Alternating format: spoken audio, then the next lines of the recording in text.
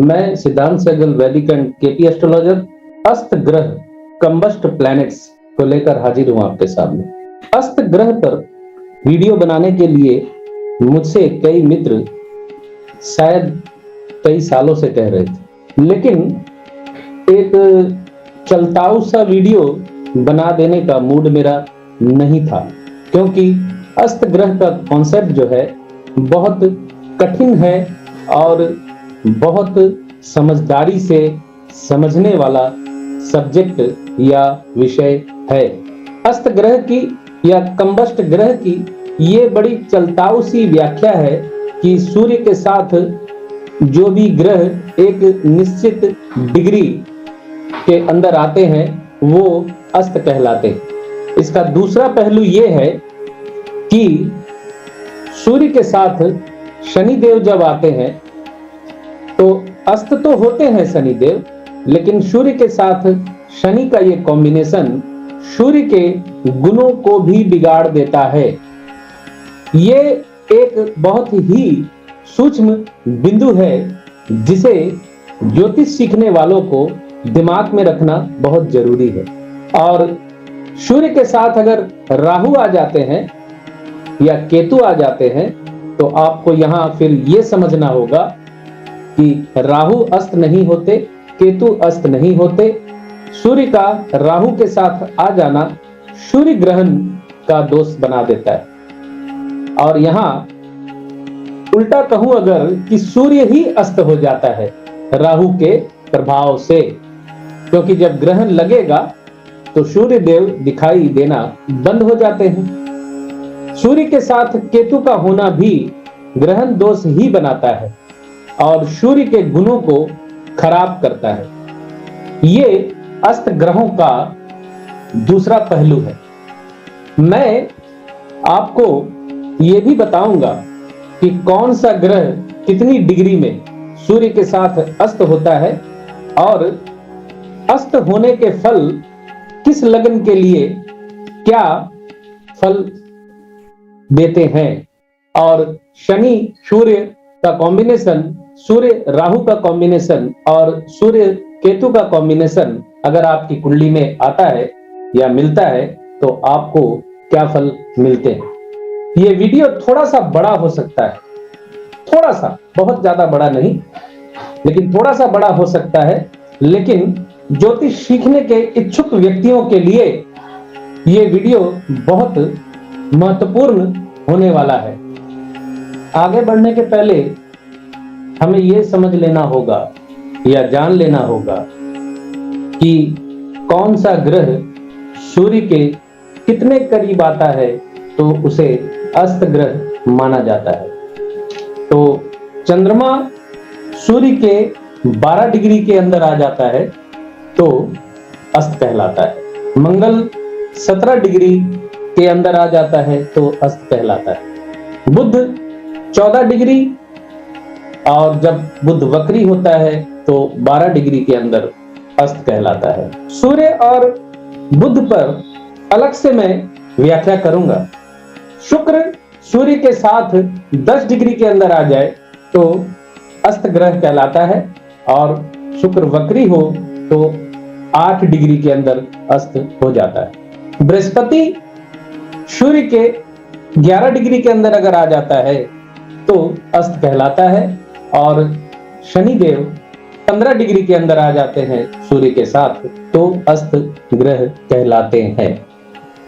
तो सबसे पहले तो हमें यह समझ लेना होगा कि ग्रहों के अस्त होने का साधारण प्रभाव क्या होता है। ज्यादातर मामलों में अस्त ग्रह को हम इग्नोर कर देते हैं, खास करके कृष्णमूर्ति पद्धति को फॉलो करने वाले। हालांकि मैं भी कृष्णमूर्ति पद्धति ही फॉलो करता, लेकिन मैं वैदिक ज्योतिष के जो की पॉइंट है, जो मुख्य बिंदु है, उनको कभी इग्नोर नहीं करता। तो अगर आप ज्योतिष होते हुए अस्त ग्रहों को इग्नोर कर रहे हैं तो आपका फलादेश कहीं ना कहीं प्रभावित हो जाता है। अस्त ग्रह की दशा अंतरदशा में मनचाहे फल नहीं मिलते। यहां मनचाहे फल से मेरा मतलब यह है कि वो ग्रह यानी वो अस्त ग्रह जिन फलों को देना चाहता है आपकी कुंडली में, वो फल नहीं दे पाएगा। अस्त ग्रह का मतलब यह भी होता है कि वो ग्रह सूर्य के ताप से, सूर्य के तेज से डरा हुआ है। इसको प्रैक्टिकल लाइफ में अगर आप समझना चाहें तो इसे यूं समझे कि आईएएस, आईपीएस की सूर्य एडमिनिस्ट्रेशन का कारक होता है, तो आईएएस और आईपीएस जो होते हैं वो एडमिनिस्ट्रेशन में ही होते। तो एक साधारण व्यक्ति या जो प्रशासन का अंग नहीं है, वो किसी आईपीएस या आईएएस के सामने जाता है तो एक भय, एक नर्वसनेस फील जरूर करता है। तो इसे आप इस तरीके से समझ सकते हैं। तो अस्त ग्रहों की जो व्याख्या मैं आपके सामने करने जा रहा हूं, मैं समझता हूं ज्योतिष के प्रेमियों को, ज्योतिष सीखने वालों को ये वीडियो बहुत मददगार साबित होगा। सूर्य और चंद्रमा जब एक साथ होते हैं तो वो दिन अमावस्या का दिन कहलाता है। और सूर्य चंद्रमा एक साथ होने का मतलब है चंद्रमा कंबस्ट हो जाता है, मतलब चंद्रमा अस्त हो जाता है। अब आपको अस्त ग्रह के फल और उसके व्यवहार को गहराई से समझने की जरूरत है। दिन के वक्त जब सूर्य आसमान में चमक रहा होता है तो रात को दिखने वाले आसमान के तारे कहीं गायब नहीं हो जाते, बस सूर्य की रोशनी में वो दिखलाई नहीं पड़ते। तो जब भी कोई ग्रह अस्त होता है तो सूर्य की उस तेज रोशनी की वजह से वो हमें दिखलाई नहीं पड़ता। अब दिखलाई नहीं पड़ने का सीधा और सरल मतलब ये है ज्योतिषीय फलादेश की दृष्टि से कि आपने जो भी मेहनत की है वो दूसरों को नहीं दिख रही और आपकी की हुई मेहनत का क्रेडिट कोई और लेकर चला जाएगा। कंसल्टेशन के वक्त अक्सर बहुत से क्लाइंट ये बात बोलते हैं कि मैं मेहनत करता हूं लेकिन मेरे ऑफिस में, मेरे कर्मस्थल पे उस मेहनत का फायदा कोई और उठा लेता है। तो यही इसका ज्योतिषीय फलादेश है। सूर्य हमारी ईगो का कारक होता है और इस वजह से लोगों की बुद्धि काम करना बंद कर देती है। ईगो की वजह से दिमाग काम नहीं करता। अब इसको आप समझिए फलादेश की दृष्टि से कि बुध बुद्धि का कारक ग्रह होता है और बुध सूर्य के पास जाकर अस्त हो जाता है एक निश्चित डिग्री के अंदर। अक्सर आपको ये बात कहते हुए लोग मिलते हैं कि सूर्य और बुध अक्सर एक साथ होने की वजह से बुध को अस्त का दोष नहीं लगता। ये गलत व्याख्या है, भ्रमित करने वाली व्याख्या है। बुध भी अस्त होता है। सूर्य के अत्यधिक नजदीक अगर बुध चला जाएगा तो वो भी अस्त होता है। और बुध बुद्धि का कारक होने की वजह से जब सूर्य के साथ जाकर अस्त होता है तो जातक की बुद्धि भ्रमित हो जाती है। लॉजिक बात वो समझना नहीं चाहता। इसे यूं समझे कि ईगो बहुत हाई हो जाती है जातक, क्योंकि बुध कभी भी सूर्य से 28 डिग्री से ज्यादा दूर नहीं जा सकता। इसलिए ये ज्यादातर कुंडलियों में सूर्य के आसपास या एक राशि पीछे या एक राशि आगे रहता है। इसलिए दुनिया में 25% पत्रिकाओं में बुध देव अस्त पाए जाते हैं। इसका सीधा मतलब है कि आपकी बुद्धि पर झूठी शान यानी ईगो हावी हो चुकी है। तो सूर्य बुध एक साथ होने की व्याख्या तो मैंने आपको पहले ही बता दी ताकि आपको स्थिति और साफ नजर आने लगे। तो सूर्य और चंद्रमा जब एक साथ होते हैं तो ये अस्त होता है चंद्रमा अमावस्या के दिन।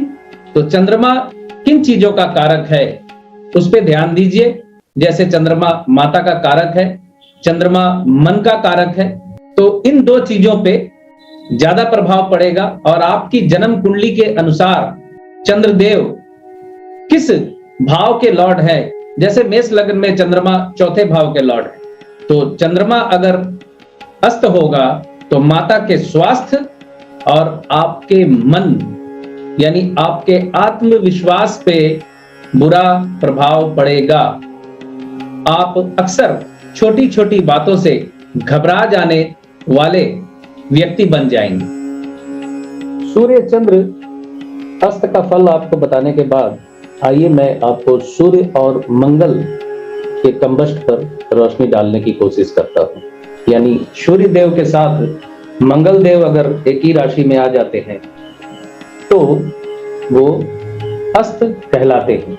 मंगल के अस्त होने का क्या असर जातक के व्यक्तित्व पर पड़ता है उसे समझने की कोशिश कीजिए। मंगल का अस्त होना जातक अपनी ईगो की वजह से बुद्धि से पहले बल का प्रयोग करने की कोशिश करता है। यानी जहां बातचीत से समस्या हल हो सकती है वो वहां मारपीट कर लेगा जाकर। उसके अंदर यह भ्रम काम करता है कि वो किसी से भी युद्ध में जीत सकता है। शारीरिक बल में और तर्कों के बल पर यानी वाद विवाद में भी ये स्थिति उस वक्त ज्यादा बलवती हो जाती है जब सूर्य के साथ मंगल और बुध दोनों। ईगो क्यों बढ़ती है? सूर्य पहले से ही ईगो का कारक होता है और जो भी ग्रह अस्त होता है सूर्य के पास जाकर वो सूर्य के नेचर को एडॉप्ट कर लेता है। मंगल अस्त हो तो जातक सोचता है अपने आप को ताकतवर, उसे लगता है कि वो किसी के साथ भी भिड़ जाएगा, किसी से भी जीत सकता है, लेकिन हकीकत में जातक मुंह की खाकर वापस आता है, यानी वो जीत नहीं पाता। मंगल अस्त होने की वजह से मंगल चूंकि एनर्जी का मुख्य कारक है, मंगल युद्ध का कारक है, मंगल ताकत का कारक है, शक्ति का, करेज का, साहस का कारक है। अब आप समझ लीजिए अगर वो अस्त होगा तो वो अपना 100% नेचर डिलीवर नहीं कर पाएगा। गुरुदेव बृहस्पति सूर्य के साथ हो तो अस्त हो जाएंगे। तो गुरुदेव बृहस्पति सूर्य के साथ अगर अस्त हो तो जातक अपने ज्ञान के घमंड में इतराता है। जातक को लगता है कि उसे दुनिया का हर ज्ञान है, किसी की सुनना नहीं चाहता, किसी की राय लेने में अपनी हेठी समझता है। और गुरु के अस्त होने से जातक नास्तिक भी बन जाता है, क्योंकि गुरु धर्म का कारक है। धर्म का कारक होने की वजह से धर्म के प्रति वो उदासीन हो जाता है। धर्म, ईश्वर हर चीज पर सवाल खड़े कर देता है। किसी को भी अपना गुरु नहीं मानना चाहता या गुरु के साथ उसकी बनती नहीं है, किसी की सुनते नहीं है, ज्योतिष शास्त्र पर भी सवाल उठाते हैं और अगर मजबूरी में राय लेते भी हैं ज्योतिष से तो ज्योतिष के द्वारा बोले गए उपायों पर यकीन नहीं करते। यहां अस्त होने का मतलब आपको एक दूसरे तरीके से भी समझना है। जैसे मंगल अस्त है तो छोटे भाई का स्वास्थ्य बिगड़ सकता है, मंगल के कारकों पे बुरा प्रभाव पड़ता है। और आपकी लगन के अनुसार मंगल जिस भाव का भी मालिक होगा उस भाव को भी कमजोर करेगा। मान लीजिए मंगल एकादशेष है तो प्राप्ति के मामले में आप उतने भाग्यशाली नहीं रह जाएंगे। जितनी प्राप्ति आपको होनी होगी उससे आधी में ही आपको संतोष करना पड़ेगा। बृहस्पति अस्त है सूर्य के साथ तो बृहस्पति के जो कारक हैं उनको ध्यान में रखिए। बृहस्पति धन का कारक है, बृहस्पति संतान का कारक है, ये दो मुख्य बिंदु तो है ही। तो बृहस्पति अगर अस्त है सूर्य के साथ तो संतान संबंधी समस्या आ सकती है, धन संबंधी समस्या भी आ सकती है। विशेष करके अगर पंचम भाव में धनु राशि हो या मीन राशि हो यानी सिंह लगन और वृश्चिक लगन हो तो संतान संबंधी समस्या, और वृश्चिक लगन हो और वृश्चिक लगन हो तथा कुंभ लगन हो तो धन संबंधी समस्या। यानी वृश्चिक लगन में धन संबंधी समस्या और संतान संबंधी समस्या दोनों आपको झेलनी पड़ सकती है गुरुदेव बृहस्पति के अस्त होने की वजह से।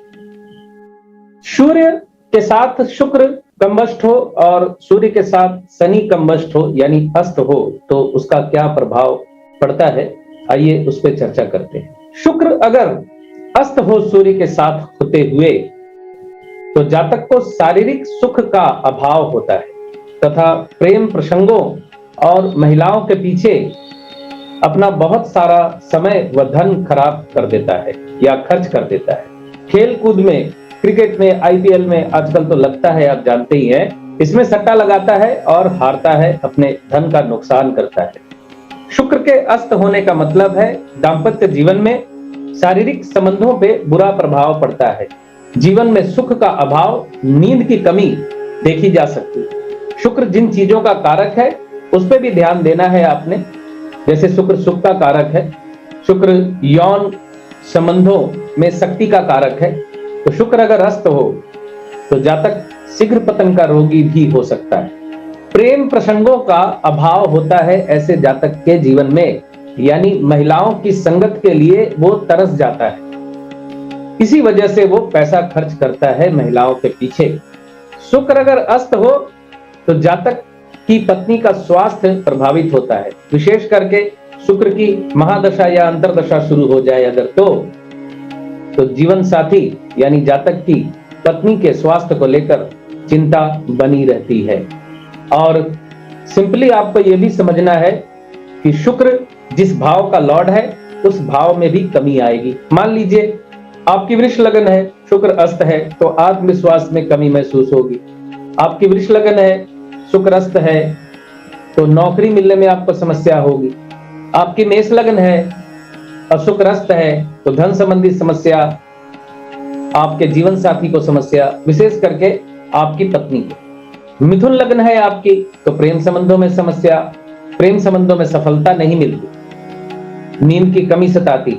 कर्क लगन है तो माता का स्वास्थ्य प्रभावित होता है, जीवन में इच्छाएं प्रभावित होती हैं। सिंह लगन है, शुक्र अस्त है तो साहस का अभाव, सरकारी नौकरी न मिलने का योग बन जाता है, इससे दशम भाव कमजोर हो जाता है, पिता का स्वास्थ्य प्रभावित होता है। इसी तरह आपने इसको समझना है step by step.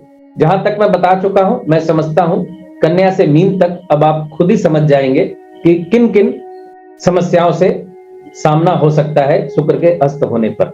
Shani Dev अगर अस्त है सूर्य के साथ तो जातक को अपने हुनर का बड़ा घमंड होता है, क्योंकि शनि लेबर क्लास को प्रतिनिधित्व करता है।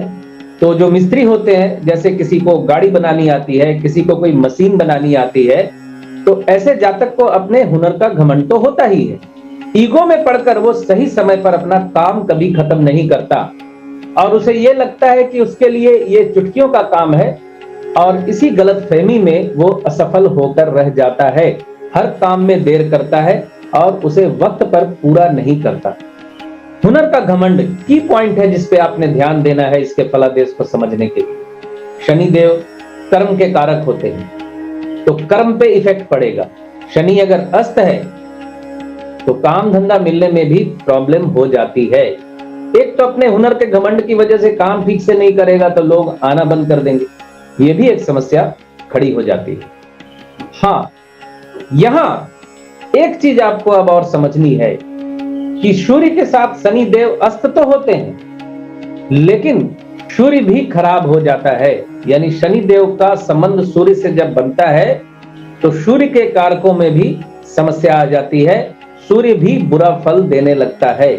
मान लीजिए सिंह लगन है, शनि देव अस्त है सूर्य के साथ, तो जातक की मानसिकता थोड़ी निम्न स्तर की हो जाएगी। कहते हैं ना, जैसी संगति वैसा विचार। तो ये बहुत इंपॉर्टेंट पॉइंट है जिसपे आपको ध्यान रखना है, याद रखना है कि सूर्य और शनि एक साथ होने पर शनि देव ही अस्त नहीं होते, सूर्य देव का भी नुकसान हो जाता है, यानी सूर्य भी करप्ट हो जाता है। ये एकमात्र सूर्य और शनि के योग पर ही होता है, और इससे ऊपर करेला और नीम सड़ा तो है ही। अगर कोई सोचता है कि सूर्य राहु के साथ होंगे तो राहु अस्त हो जाएगा, ऐसा नहीं होता। सूर्य राहु एक साथ होंगे तो सूर्य की शक्ति खत्म हो जाएगी, सूर्य केतु एक साथ होंगे तो सूर्य को खराब कर देंगे। इसे आप यूं भी समझ सकते हैं कि आप एक पढ़े लिखे व्यक्ति हैं, काफी उच्च पदस्थ व्यक्ति हैं, लेकिन ऐसे व्यक्ति की संगत कर रहे हैं जो जुआ खेलता है, शराब पीता है, निम्न स्तर के काम करता है, तो समाज में आपकी इज्जत क्या बचेगी। तो अस्त ग्रहों पर बहुत से मित्रों ने बहुत दिनों से मुझे बोला हुआ था, कई बार बोल चुके थे कि अस्त ग्रहों पर आप एक वीडियो बनाइए। तो आज मैंने अस्त ग्रहों पर ये जो वीडियो बनाया है, अस्त ग्रहों का फल क्या होता है, इसका पूरा निचोड़ लगभग आपके सामने रख दिया है। वीडियो की लेंथ पे ना जाए 10-15 मिनट, इसको बनाने में मुझे बहुत मेहनत लगी है, लिखना पड़ा है, सोचना पड़ा है, क्या इफेक्ट होता है उसको ऑब्जर्व किया है मैंने। इसमें मेरा अनुभव भी शामिल है इस वीडियो में। मुझे आशा है ये वीडियो आपको पसंद भी आएगा और अच्छा मार्गदर्शक भी बनेगा ज्योतिषियों के लिए, या जो ज्योतिष को समझना चाहते हैं उनके लिए, जो अपनी कुंडली को समझना चाहते हैं उनके लिए भी। तो बहुत बहुत धन्यवाद आप सभी का जुड़े रहने के लिए।